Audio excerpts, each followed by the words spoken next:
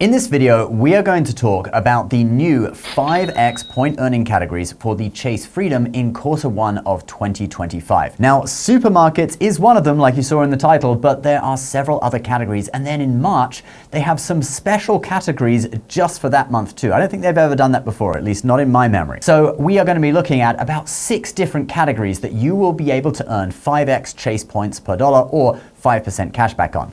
Let's get into it. Hey credit warriors, my name is Ben Hedges, aka the Credit Shifu, and on this channel I cover the US credit card market and how to earn cashback and credit card rewards points for free travel. If you like the sound of that, do subscribe to the channel. And this video is brought to you by Silo. They are doing the best sign-up bonus I've ever heard of, but more on that later. Okay, so the Chase Freedom Flex and the Chase Freedom, which is another older Freedom card that's not open to new applicants, but many people are still grandfathered into. These two cards earn 5x Chase points / 5% cashback, because you can redeem it either way. We'll talk more about that later.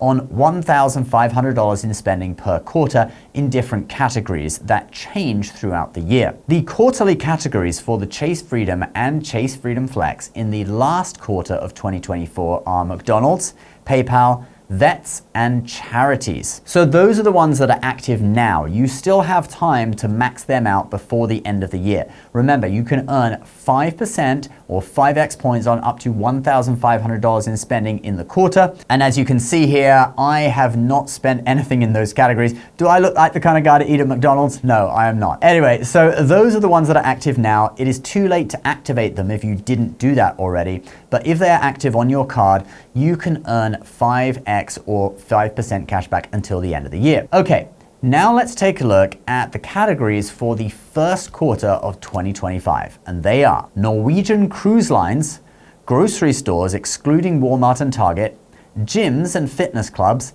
and hair, nail, and spa services. Now, the main thing to get excited about is, of course, grocery, okay? That is a category that a lot of people can max out very easily. Norwegian Cruise Line is very, very specific. I guess if you booked a cruise, you would probably max out the category, right? You're gonna spend probably at least $1,000 on a cruise.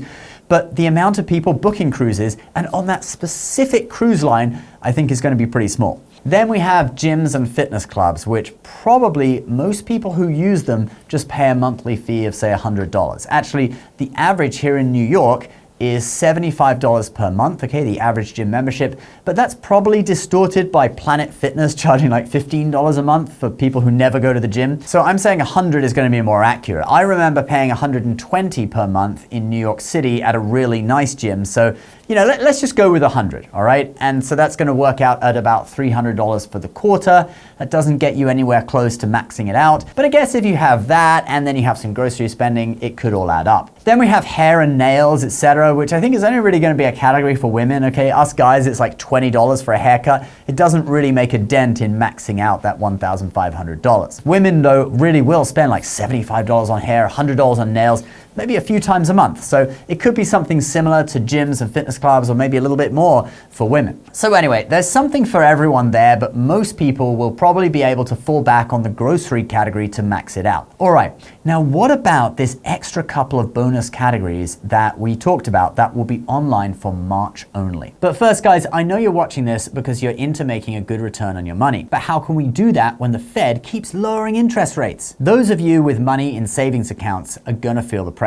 I just got this email from my Amex so-called high yield personal savings account saying that my rate was decreasing down from 4.3 to 4%. Now you may think that you can beat that with US Treasuries, but those rates have gone down too. There is no longer anything over 5%. But I have a way that you can get a 7.3% rate on US Treasuries for a whole year. Today's sponsor, Silo, is an innovative platform for investors in US government and US corporate bonds. You could call them the Robin Hood of bond investing. They have a very fair commission structure of just $1 per $1,000 worth of corporate or US government bonds purchased. And all assets on Silo are stored with interactive brokers and protected by $500,000 worth of SIPC insurance and $2.5 million in FDIC insurance. Now, what about that 7.3% I mentioned? Well, for my viewers, Silo is offering new users a very special deal. If you deposit right now using my link, they'll boost your deposit by 3%, up to a $3,000 bonus. Combine this with 4.3% US Treasuries, and you can lock in over 7% for the entire year. This limited time launch offer is only available for the first $10 million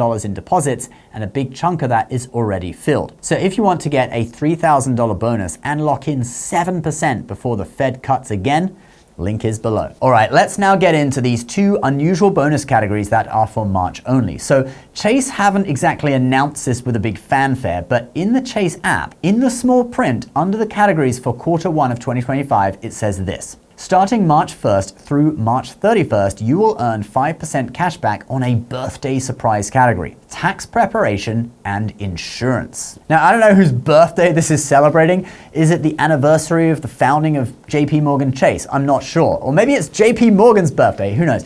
But anyway, tax preparation is certainly something that I spend over $1,000 every March on in preparation for April's deadline. And insurance, I'm not sure why that is a category for March. Do people typically have to renew their insurance around the same time they file taxes? I don't know. Maybe some people do, or some businesses do.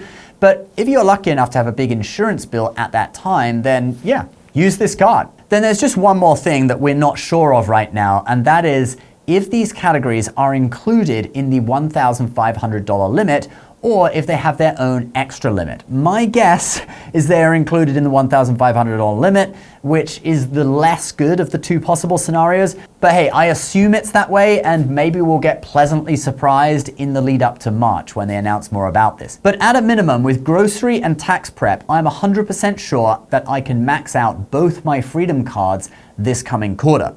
And I have both the Freedom Flex and the older Freedom card that I'm grandfathered into. And yes, that is right, you can have two Freedoms. Actually, I used to have three, but I didn't usually max them out, so I canceled one of them. So for me, my limit is $3,000 in spending in the categories, and for that, I will get a total of 15,000 Chase points worth $150 in cashback, $187.50 if I transfer them to the Inc. Business Preferred and book travel through the travel portal, and around $300 if I get 2 cents per point transferring them out to airlines and booking business class flights. All right, guys, don't forget to activate your categories in your Chase app, and I hope you max them out too.